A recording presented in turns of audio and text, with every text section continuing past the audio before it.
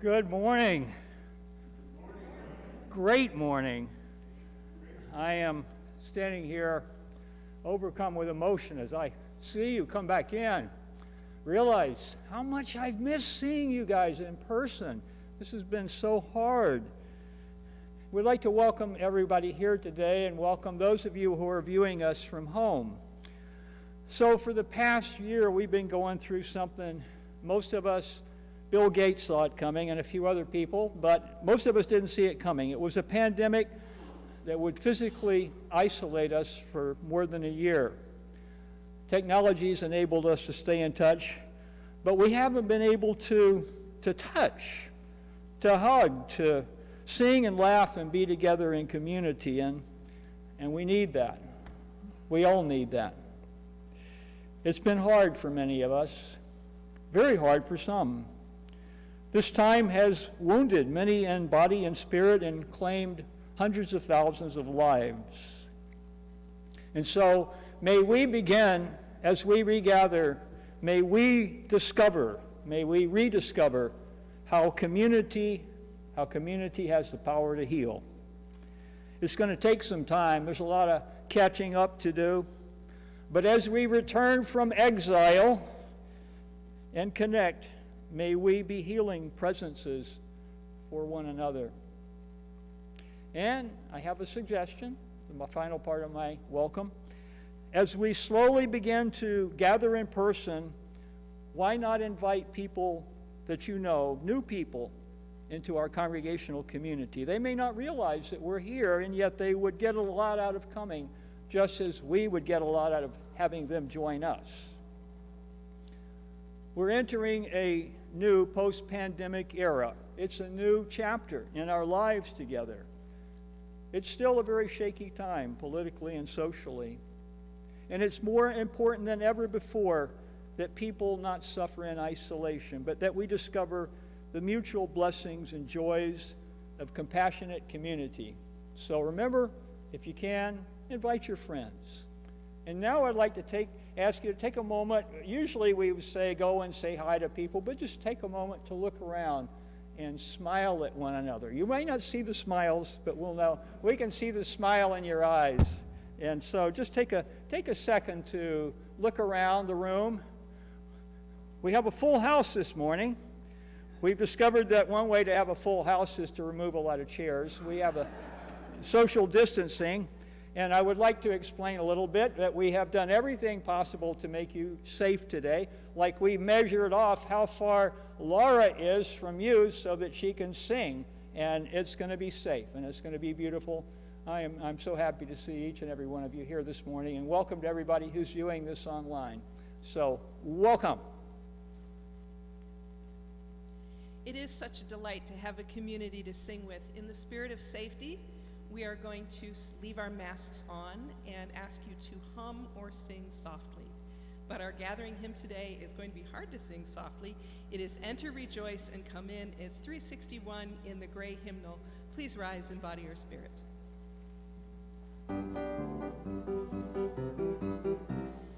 Enter, rejoice, and come in. Enter, rejoice, and come in. Today will be a joyful day. Enter, rejoice, and come in. Open your ears to the song. Open your ears to the song. Today will be a joyful day. Enter, rejoice, and come in. Open your hearts, everyone. Open your hearts, everyone. Today will be a joyful day. Enter, rejoice, and come in. Don't be afraid of some change. Don't be afraid of some change. Today will be a joyful day. Enter, rejoice, and come in. Enter, rejoice, and come in. Enter, rejoice, and come in. Today will be a joyful day. Enter, rejoice, and come in.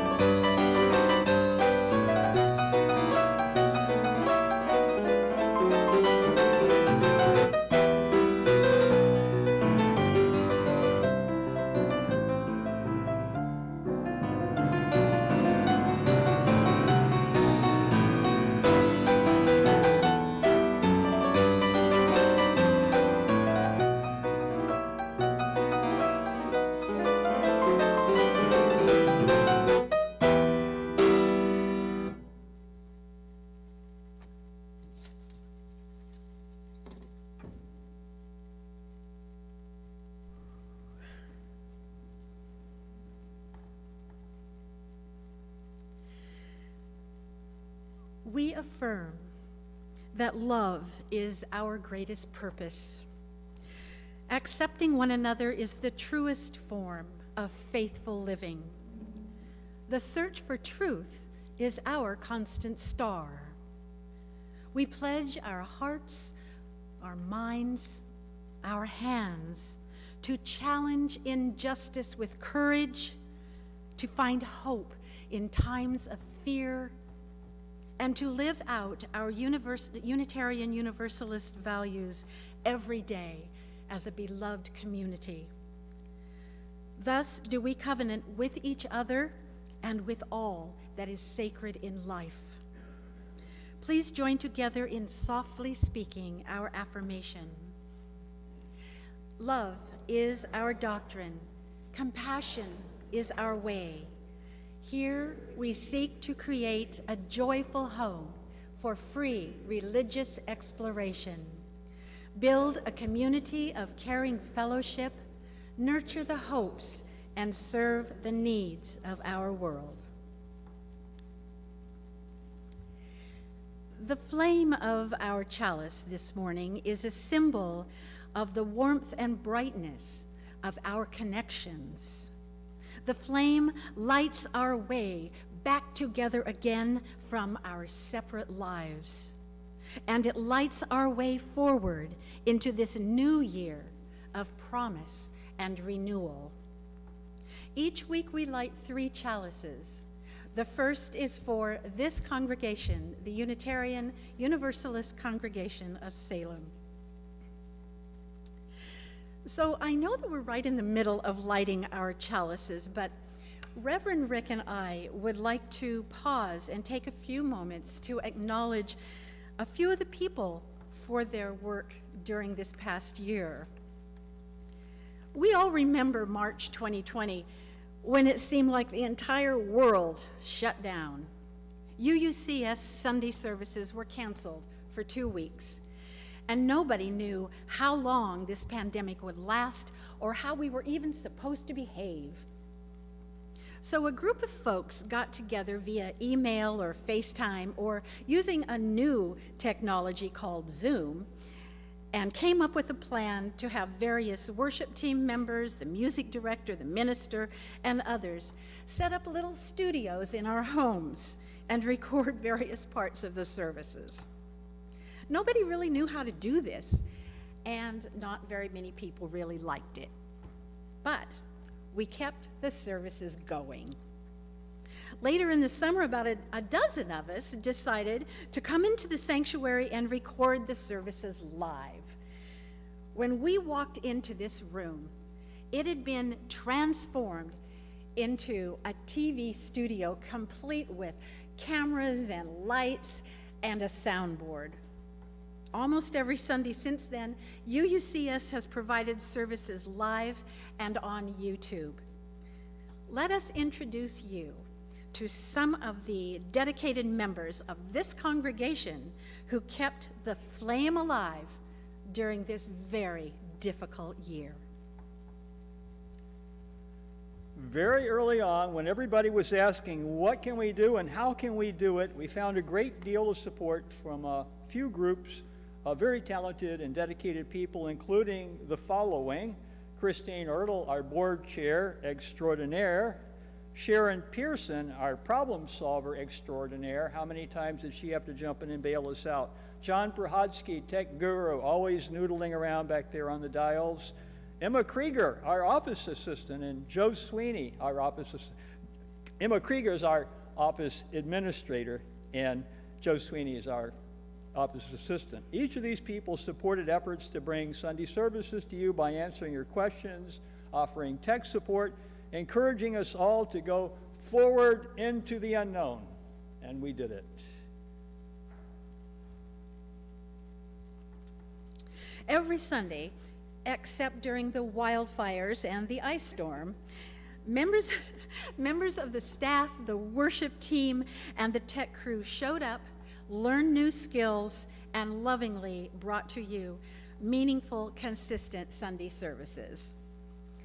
Every Sunday, the UUCS regulars shared their talent with all of you. Reverend Rick Davis brought messages of hope and love, while Laura Christian and Dr. Kit Abrahamson shared their gift of music. Our new RE director, Lily Walker, read delightful children's stories each week. And every Sunday, without fail, we have been blessed by our sign language interpreter, Sherry Ulmer. Sherry is part of a closed captioning cadre with Ben Cavaletto, Sunny Summers, and Beth Ann Huffine, who spend 5 to 9 hours a week transcribing scripts of our services into closed captioning for the deaf and hard of hearing. This is true dedication, and we thank you.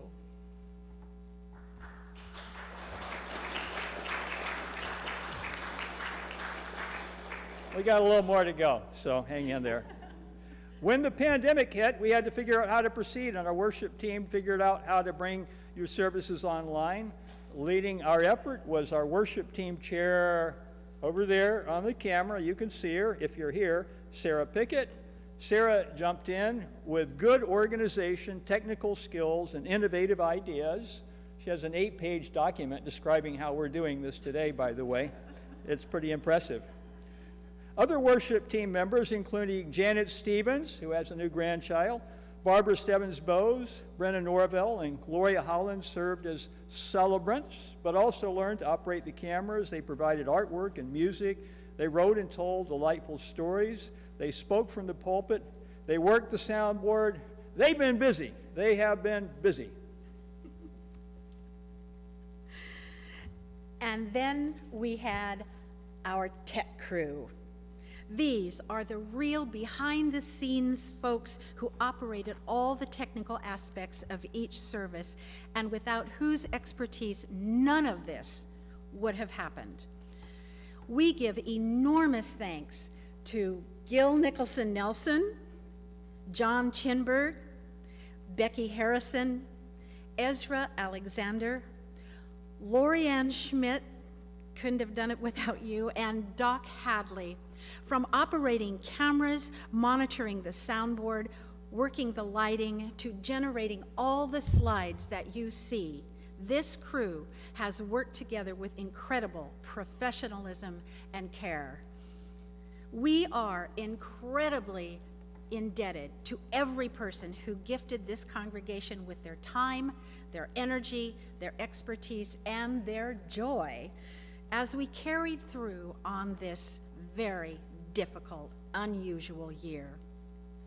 And of course, none of this would have been possible without you, our loving and dedicated congregation who stuck with us this year through thick and thin, through truly fire and ice.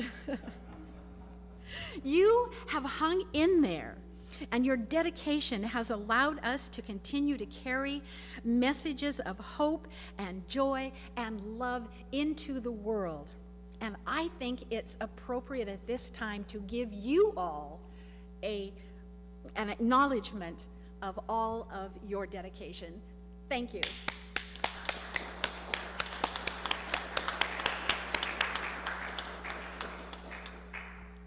And now, we still have 2 chalices to light. Our love and good wishes go out to our friends in our partner church in Szymanfalva, Transylvania, Romania. And we light our 3rd chalice for our children and youth in our religious education program and for all the children of the world. Children and youth are welcome to attend our religious education program provided during each service. For more information, you may contact our Director of Religious Education, Lily Walker. Lily will be available in the RE wing. She may be outside on the playground after the service. And at this time, we will sing the flame into light.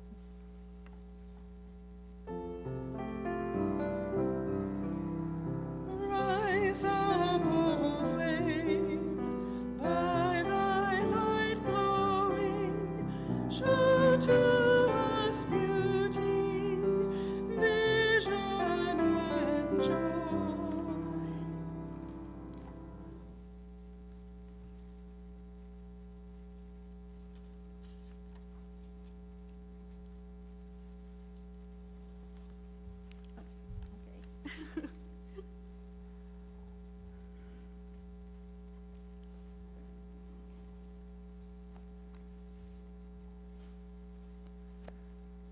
Ah, what a year. Take a breath. Let's just be together in this space. We're visible to each other, and yet, in so many ways, not. Just as only a small portion of an iceberg is visible to others, so is there more inside each of us than can be spoken or revealed.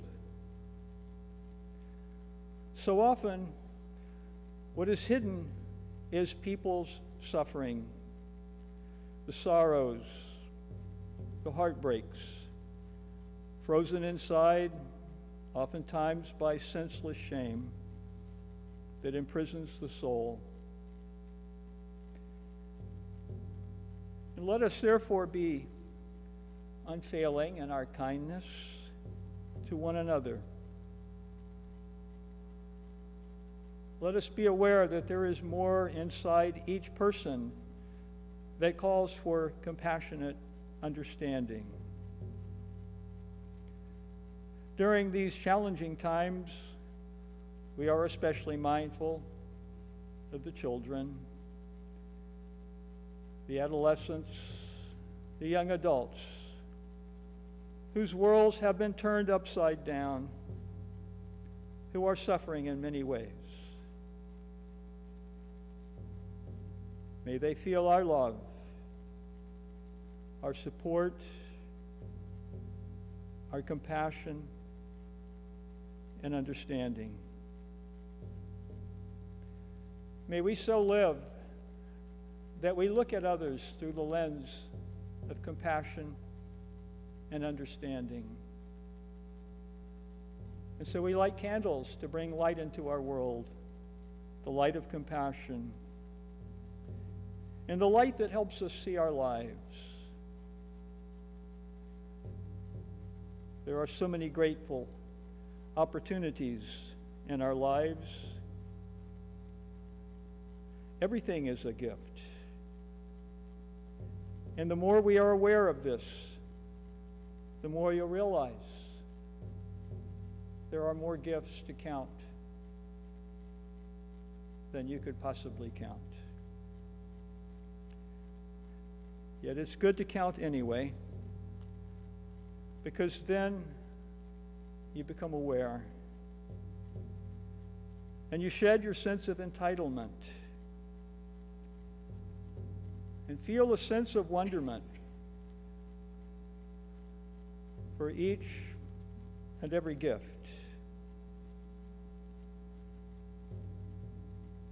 And on this day, as we begin to regather in person,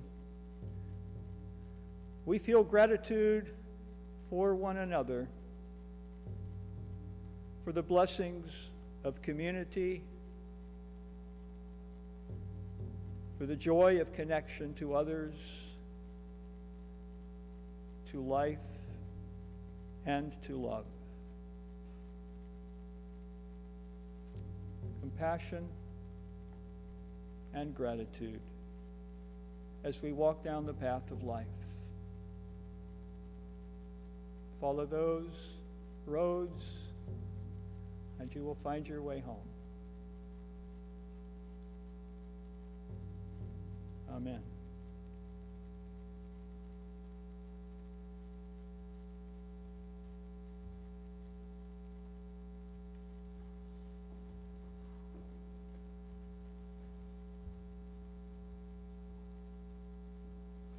You are welcome to submit a joy or a concern by going to UUCS to the website at uusalem.org. Our pastoral hymn today is Spirit of Life. It's number 123 in the gray hymnal. Please remember to sing softly or hum, and you may remain seated.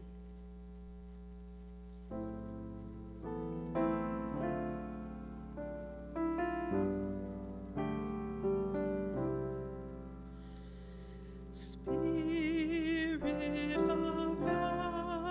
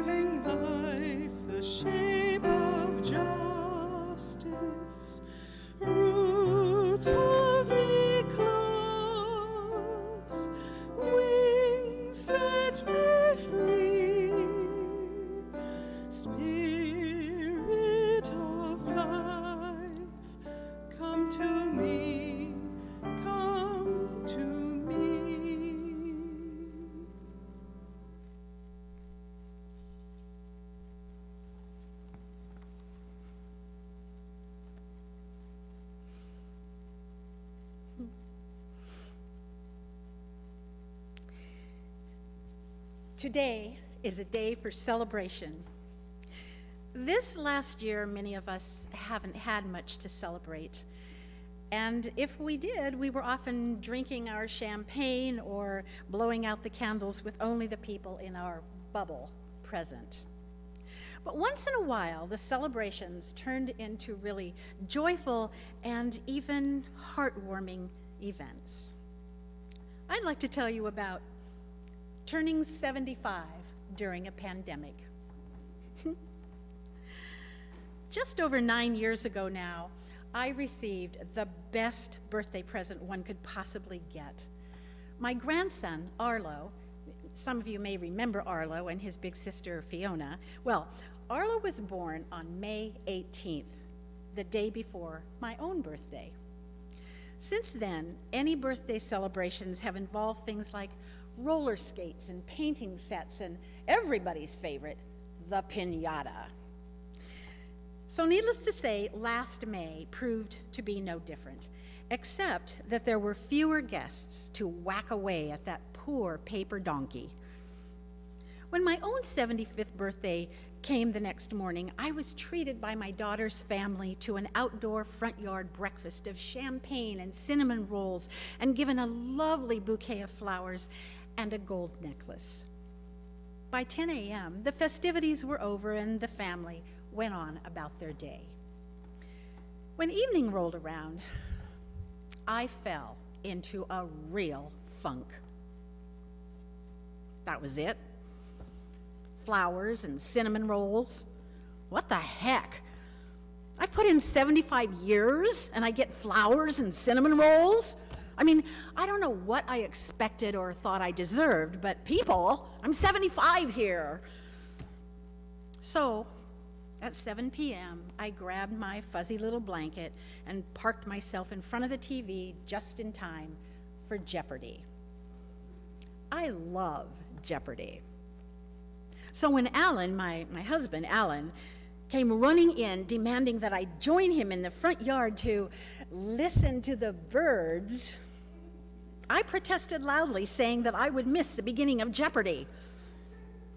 Well, Alan would hear none of my protestations. He grabbed my hand and gently led me to the chair waiting for me at the front door of our house. Can you hear them? Can you hear the birds? He asked, running around the yard like a crazy man. No. I sat myself down and pulled the blanket entirely around my head with just my eyes peering out into this utter nonsense. After a bit, I looked up and I saw Arlo. Remember Arlo? I saw Arlo dashing across the front yard. Now, Arlo lives 2 miles away, and so, of course, I thought, well, his mom must have had an accident or something. But the kid was laughing. I was really confused. Gigi, he hollered, come on.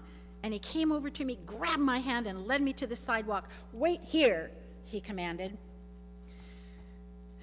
And about that time, I began to hear the noise, the honking, lots of honking. I looked up the street and what the heck? There were about a dozen cars coming down the street, honking, as if something special were about to happen. I was so confused. What the heck was going on here? And then I realized that the cars were coming my way, to me, with people I knew inside them. The cars had been decorated with signs and painted messages of happy birthday to, holy what, to me? And then I heard my friends honking and yelling out the window so all the neighbors could hear, happy birthday, 75th birthday, Gigi.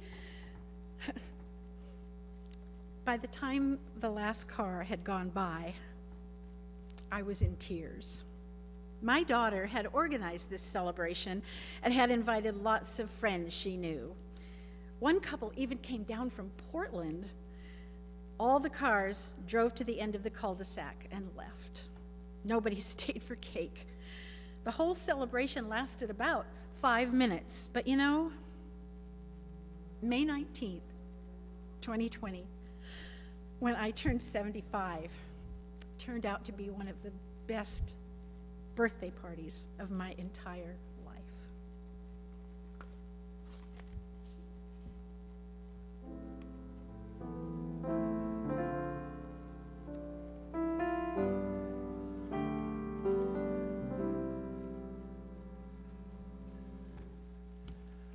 Boy, were you wrong, Gloria. Man, try not to ever be wrong again, okay? We're a community of perfect people here, so we don't have much tolerance for that sort of thing. Some of you with enough years behind you will remember back to the early 1990s when there was a certain man. His name doesn't escape me, but it isn't worth mentioning here. He was the head of the Oregon Citizens Alliance. It was an organization dedicated to advancing the cause of homophobia through the introduction of ballot measures that would have enshrined bigotry and discrimination into Oregon law. Well, suffice it to say, he was none too popular in liberal and progressive circles. You know, I was never sure if he was a political opportunist who just felt like he could ride this divisive issue to power and prominence, or if he was really a religious conservative who believed that God condemns same-sex love and that this view should be forced upon all of us through law. Whatever the case, I was never sure. The OCA, the Oregon Citizens Alliance, has stoked many people's fears. They spun false narratives. They put out these little books with stories of, man, it was very skillfully, they were false narratives, but they were well written. They engaged people, the stories they told. They organized very effectively, and this drew international attention. And if you think about what's going on, what they're doing, trying to have laws that discriminate against so many people, there were so many people who felt stigmatized and unwanted and unloved and hated and feared and despised for no good reason, just as the OCA had intended. And I was so glad that our congregation voted to oppose the Oregon Citizens Alliance ballot measures at a time when many faith communities, back in the early 1990s, many faith communities were sitting on the sidelines. One day during that tumultuous time, I got a call from a producer at CCTV. I knew her. And she asked me, said, Rick, would you be willing to debate this man on TV, on CCTV? We really want to get a clergy here. We've called all the liberal clergy we know in the area. They're either unavailable or they don't want to do this. You're the last ask. Are you willing to do this? And I said, check with Gloria Holland. No, I wanted to duck it. I did. I wasn't sure I was up for this, but I swallowed my fears, and I said, yes, I will do this, because I felt that somebody in the local faith community should be willing to sit face to face with this man and counter his arguments. My conscience told me I should take this risk, not to mention the folks in the Gay Straight Alliance here that we had back then. Everybody supported me and said, do it and prepare yourself. To be frank, I was afraid and I was nervous. I didn't have any experience debating controversial topics on a TV screen in front of people. It's going to be, if you make a mistake, well, that's too bad. I wasn't used to that. And so I was nervous. Now, I wasn't nervous about the validity of the views I was representing. I was nervous that I was the wrong representative. And in my nervousness, I was going to say something stupid or wrong or incorrect.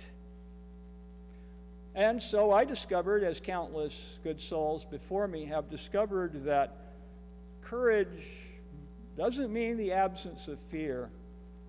Doesn't mean the absence of fear. It means acting in spite of it. Now, I don't want to depict myself as a courageous person. This was not typical behavior from me. In general, I have, more often than I can remember, kept my honest thoughts to myself on controversial matters in large groups, even when I had something to say that I thought needed saying. I hearkened to old Abraham Lincoln's proverb, kind of served to keep me in check. Lincoln said, "Better to remain silent and be thought a fool than to speak out and remove all doubt." And so, I would be quiet often. It is certainly easier and sometimes wiser to remain silent. Yet we know this isn't always good. There are times when we should speak out and take risks to speak truth to power. The problem is that we don't have any safety netting for those who take such risks and are judged to be wrong, like the celebrant here. So seeing the emotional, the reputational, the vocational risks of being wrong in our society entails, we remain silent. It's not hard to find historical instances in where such fear-based silence has enabled gross abuses of power to occur. And it's hard not to be alarmed for the health of our democracy when you hear that nearly 2/3 of us are so afraid of the consequences of being judged wrong that we stifle our own speech. How is democracy supposed to survive, much less thrive, in such toxic soil? Such great fear of saying the wrong thing. You're going to be condemned. Part of the problem is, I think, theological. Even if people don't think they're thinking theologically, they are. If you dig down a bit to examine our implicit common social understanding of sin or wrongdoing, I think you'll see that our culture has mostly chosen to stand on the wrong theological foundation, and this has had dire implications. In short, the way we have regarded sin is a huge sin. I'll explain further on. Years ago, I remember reading an excerpt from the memoir of an early 19th century American Universalist preacher, and he was recounting his nightmarish years in the ministry before he was a Universalist minister. He was a traditional Orthodox Christian minister, fire and brimstone kind of guy. And so before that theological shift, this minister, he honestly believed, as did so many in that era, that if he got his beliefs wrong, he was going to land in hell for an eternity, and everybody else would too. Getting into heaven, part of it was passing your theology exam. And this minister would have nightmares. He had recurring nightmares, and in this nightmare, he would find himself down in hell. I mean, this is a nightmare, and you think it's real. Have you ever had one of those nightmares where you wake up and say, "Thank God it was just a dream"? This guy had them all the time. And in this dream, he was in hell because he had the wrong doctrine. He didn't have the right doctrine. And here's the hellish kicker. Here's the worst part of this dream. In this dream, this man is in hell, and he's surrounded by his congregation. And they're all screaming and shouting in rage at him because they listened to him. It was their fault. It was his fault that they were there. So, pretty bad stuff. And this minister will wake up from these dreams. Really imagine having a dream like that. And he would face the dreadful prospect of writing another sermon, putting everyone's soul at risk. In this universe, being wrong had dire implications, which is not so different than the world we live in now. Say or do the wrong thing or hold the wrong belief, and it's to hell with you and all who think like you. In such a world as we live in now, there's no distinction between what a person says or thinks and who they are as a person. It's all fused together. Being wrong is just hardwired into who these deficient ones are. They're bad. They're bad. With such a view, there's no need for understanding or forbearance, forgiveness. There's no need for dialogue. There's no possibility of new understanding. These people are reprehensible. It's all black and white, right and wrong, and those who are deemed to be wrong should be humiliated or cast aside, ignored, shamed, silenced, shunned, despised, somehow just not in the game anymore. We've been here before, humankind that is. The ancient Hebrews had this ritual described in the book of Leviticus, wherein the priest would lay, every year the priest would lay his hands on the head of a live goat, would confess all the sins, the iniquities, the transgressions of the community, thereby placing all the collective guilt on the poor animal who was then driven off into the wilderness.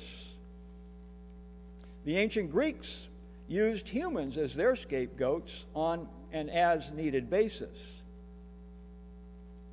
Say there was a drought or a famine or a plague or something. The leaders of the community, when this happened, things weren't going right, looks like the gods are angry with us, they would select some person in the community, usually a slave or a poor person, and this person would bear the wrongs of the community. They would expel them. They would expel them out into the wilds with the belief/hope that expelling this hapless victim would placate and pacify the powers that be, and then the drought and the plague and the famine would end. Such primitive practices so long ago.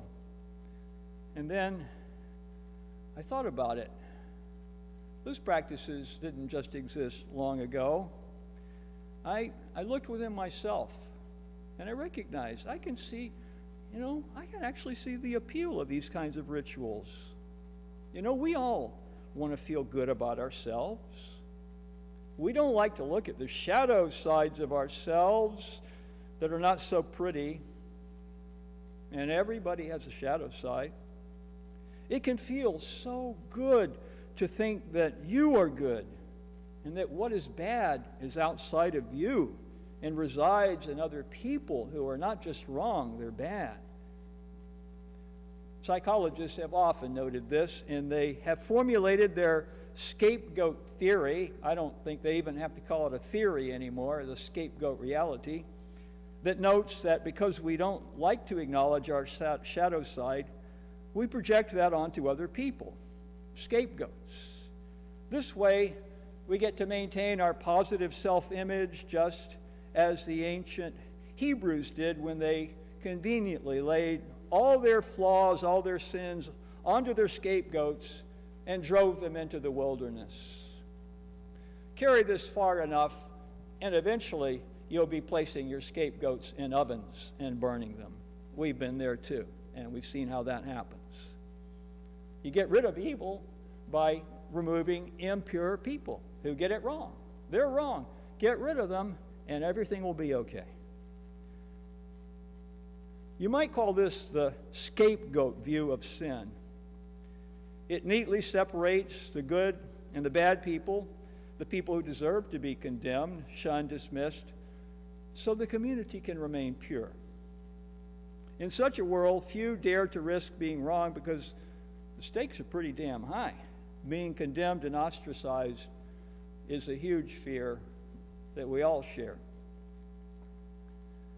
And this, I think, lays bare the theological and the psychological flaws in the scapegoat view of sin. The problem is that life isn't so neat and clean. As the brave Russian dissident author Alexander Solzhenitsyn observed, he wrote this quote. This is a great quote. "Gradually, it was disclosed to me," Solzhenitsyn, "that the line separating good and evil passes not through states, nor between classes, nor between political parties, but right through every human heart and through all human hearts. The line shifts. Inside us, it oscillates with the years. And even within hearts overwhelmed by evil, one small bridgehead of good is retained. And even in the best of hearts, there remains an uprooted small corner of evil." In other words, life is messy. We're messy. You can't separate the good from the evil, no matter how many new prisons you build. Our Universalist forebears, they knew this. They recognized that you can't separate the good from the bad, the pure from the impure, the saved from the damned, because this only leads to hellish consequences for everybody.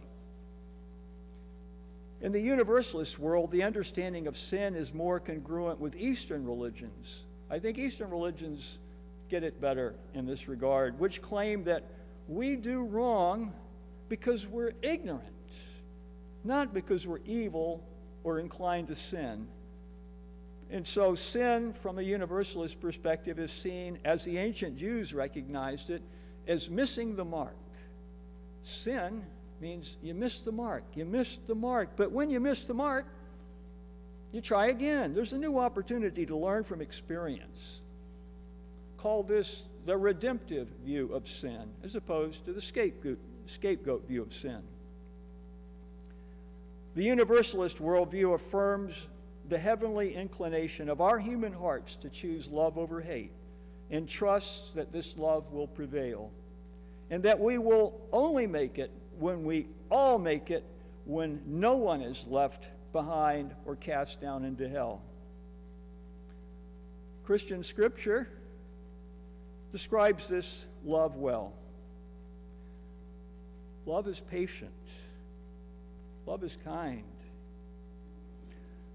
It does not envy. It does not boast. It is not proud.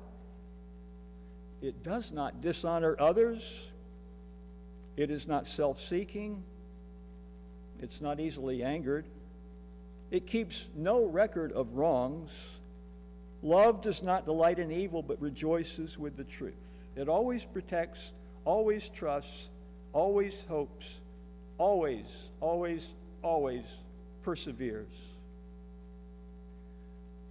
In such a world, love motivates people to search for common ground. There is dialogue, there's discussion, there's discernment instead of damnation.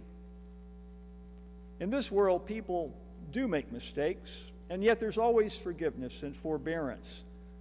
There's always another chance, always hope for new growth, new understanding. In such a world, being wrong is a human learning experience, an opportunity for growth, not a cause for eternal damnation. Sometimes I wonder how my TV debate with the leader of the Oregon Citizens Alliance might have been different if we had been living in such a tolerant and understanding society. As it was, our debate felt like a high-wire act that came to a draw. We each got to state our opinions. We did so, and that was that. I did not fall off the wire by being wrong on screen. There's a tape of the interview. You might disagree with that assessment, but I think I didn't fall off the wire. I wobbled a little bit. It was hard up there. But I don't think I disgraced myself. But I doubt that any hearts or minds were changed, because there was no true dialogue. There were no opportunities to explore or learn. Fortunately, many people have learned anyway. In regards to the matter of same-sex love, people have learned well, especially younger generations. The Oregon Citizens Alliance has rightfully been swept into the dustbin of history. Yet even as there has been progress in this regard, there's more misunderstanding, mistrust in our country. Polarization, you know this, it's increased. Now more than ever, because of the rise of extremist, fundamentalist political groups whose partisans recognize themselves as the sole possessors of pure truth and brook no dissent. Yet this begs the question, do we change other people's hearts and minds when we shout at them, when we damn them, when we condemn them? Can you imagine some sort of a rally, somebody shouting, "You're wrong, wrong, wrong." Oh, you're right. No, that's never going to happen there. Everybody's just bashing.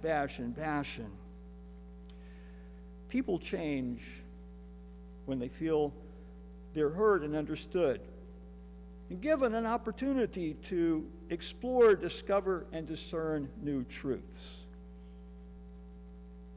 To live in love fully, a person must have the courage to be wrong. To be wrong. And we should live in a world that replaces harsh judgments with tolerance for human error. We're not omniscient, and we are destined to bump around in the dark and make mistakes and sometimes be wrong as we find our way. But that doesn't mean that we or those who oppose us are evil. It means that we're ignorant sometimes. We're ignorant of our interconnectivity, and we too often allow our fear to morph into hate. To live in perpetual fear of being wrong, that's no way to live. It's no way to live. So it's good to be surrounded by loving people who love you, warts and all. It's good for us to embody the radically inclusive universalist vision and create a world where forgiveness and understanding and redemption are our guiding lights.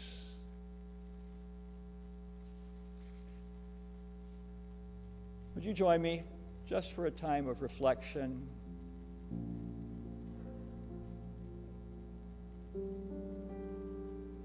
Are you afraid? Are you afraid of being judged? Are you afraid of being seen as wrong? Look beyond that fear. Look into your own heart. Discover the truths there. You are a precious and unique person.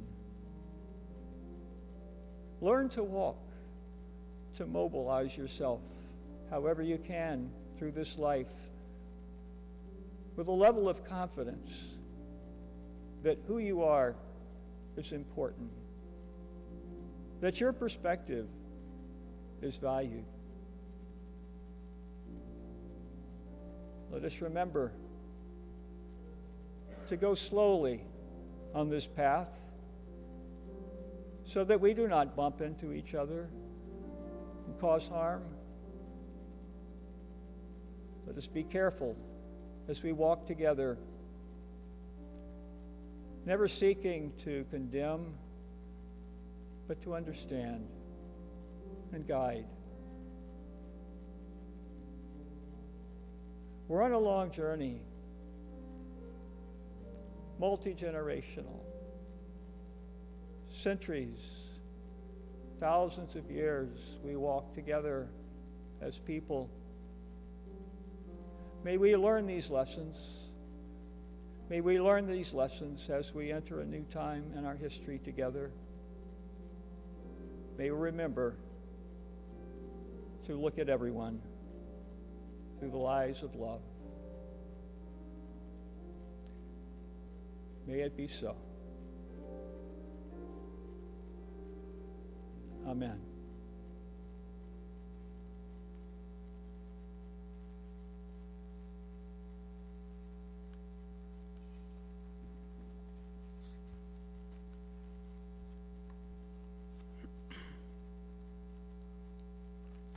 Thank you, Rick. Our Share of the Plate recipient this month is a marvelous nonprofit organization called Salem Harvest. Farmers and backyard growers, such as the Hollands, are connected with volunteer pickers who harvest fruits and vegetables that would otherwise go to waste. These much-needed foods are distributed without charge to children, the homeless, unemployed, the elderly, or to low-income individuals. Please go to salemharvest.org to learn more about how you can donate your own extra bounty.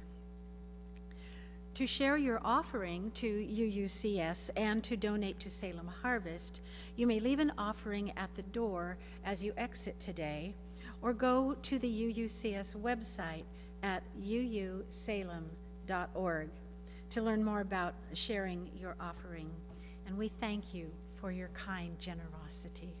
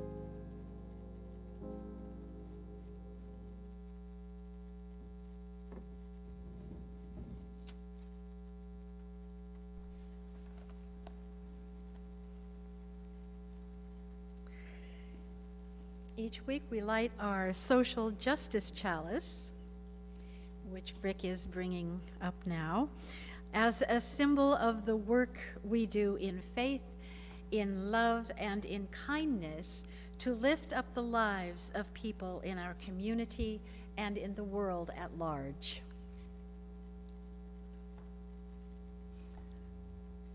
Oh, we did it. Sometimes we have trouble with that. It's great. And now we extinguish these chalices, knowing well that we all will go into the world with hearts full of love and kindness and hope.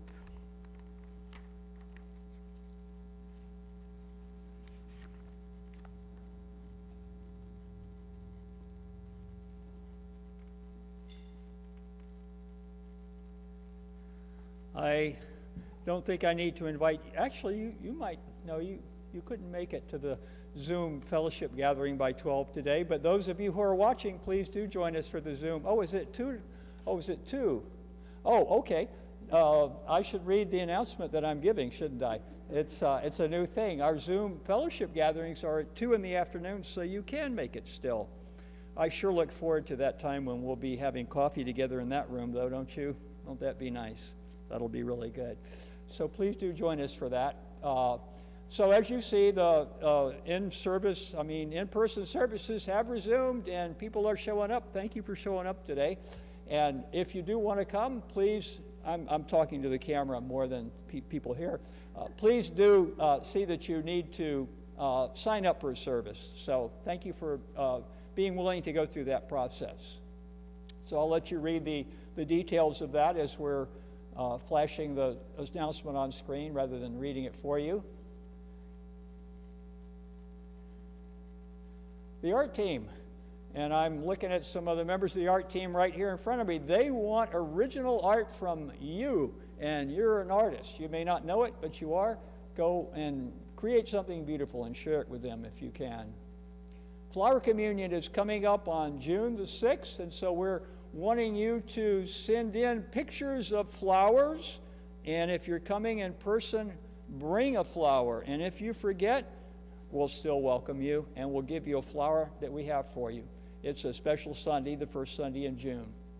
We have a business meeting on the 13th, so and it was supposed to be in May, but we were not able to get some things together for a lease agreement for the Habitat and Hope Village, but we're getting close to that, and we're going to have our annual congregational meeting on June the 13th. And we do need a quorum for that, so please do show up for that. You can see other news of the community on our website and right in front of you too. So there it is. Good enough. Our closing hymn today is Gather the Spirit. It's number 347 in the gray hymnal. Please remember to sing softly or hum, and please rise in body or spirit.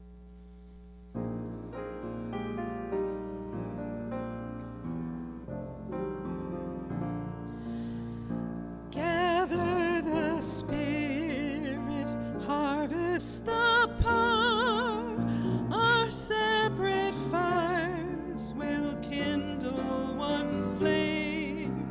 Witness the mystery of this hour. Our trials in this light appear all the same. Gather in peace, gather in thanks, gather in sympathy now and then.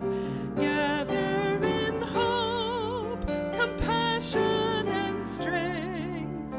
Gather to celebrate once again. Gather the spirit of heart and mind. Seeds for the sowing are laid in store, nurtured in love and conscience refined, with body and spirit united once more.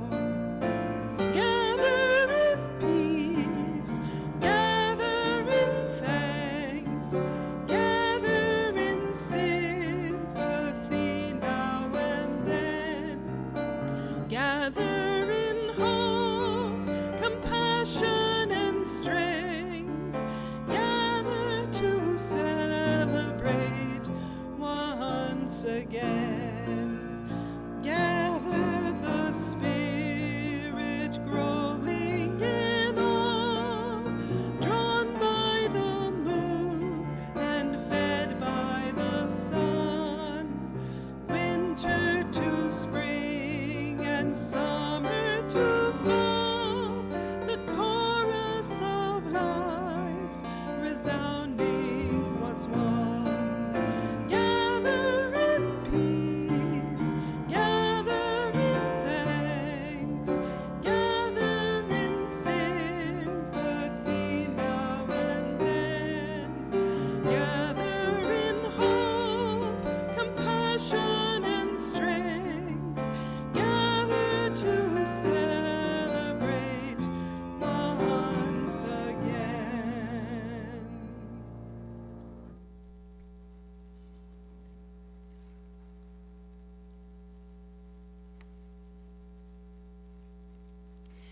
After we say our closing words, we ask that you all wait at your seat until a host indicates it's your rose turn to leave. At that time, you may exit through the side door over here or through the foyer. Parents, you may, or grandparents or whomever, you may exit through the side door to pick up your children, I think in the playground. Are they not in the play? They are in the playground area. Okay. Usually, as we say our closing words, we ask that you join hands with the people beside you, but you may feel more comfortable touching elbows or simply standing with your hands free. And now, please join me in quietly saying our closing words.